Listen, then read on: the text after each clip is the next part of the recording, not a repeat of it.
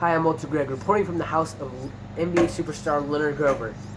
Leonard is a three-time Finals MVP, three-time NBA champion, three-time Rookie of the Year, three-time scoring champion, three-time assist champion, second on all-time scoring list, second on the all-time scoring list, only behind himself. How are you today, Mr. Grover? I'm perfect like always.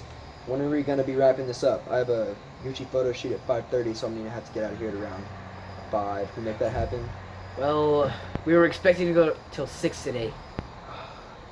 I'm going to have to make a call real quick.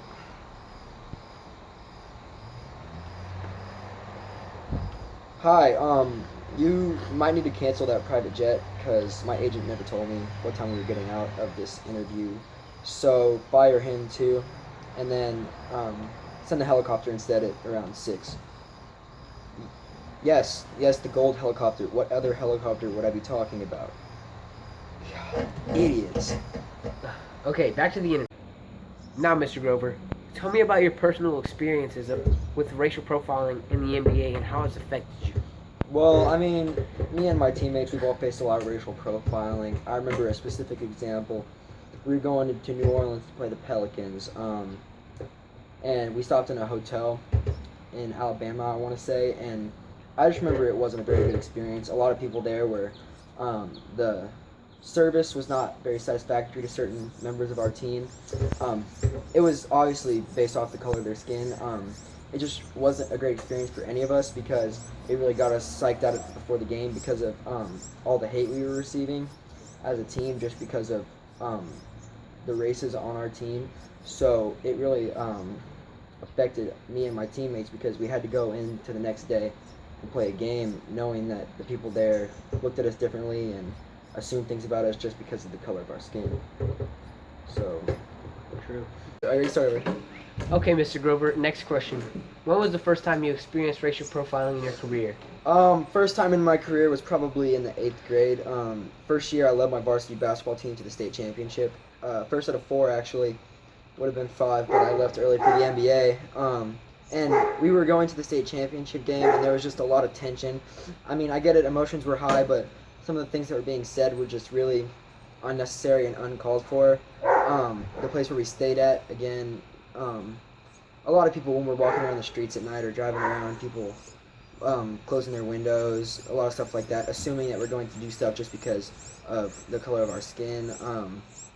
It just really wasn't cool. That was my first exposure to it, and you hate to see it because during the game as well, the fans, I mean, it's really terrible. The fans are parents, relatives, friends, but you still see it, and it's something that you don't like, but it's also something that you can't avoid. It's something that it's in all aspects of the game, and there's really nothing you can do to avoid it. So that was really my first exposure to it. Yeah. Okay, Mr. Grover, last question. How do you feel about the effect that racial profiling has had on the sport of basketball? Well, I mean, like I said before, I've been on a team with players who have told me about their personal experiences about how it's really tough to go into a game knowing that people have already made assumptions about you because of the color of your skin or your ethnicity. And they said it just really takes the fun out of the game. I mean, basketball is supposed to be a fun game, and whenever people are being racially profiled against, it's not really as fun. It takes the competitiveness out of the game. It takes the will to go out there and put in work every day out of the game, and that's just really not what, I don't think people mean to do that, but I just think it happens, and that the players are really discouraged by this kind of actions. And I know personally, people have told me because of the color of my skin, because I'm white, I should not be in the NBA, which, I mean, obviously isn't true, or else I wouldn't have these or this, or I wouldn't have a private helicopter coming to pick me up in about 15 minutes. So, I mean, obviously, not all of it is true, but all of it is hurtful. It just really discourages players. It gets you out of your mindset going into the game. You're thinking more about the stuff that people are saying than whether or not you should go out there and do what you know how to do, because people have shaken that image by the comments that they've made. So really, I mean, yeah, that's the effect it has on the game. So. Thank you for your time, Mr. Grover. Back to you.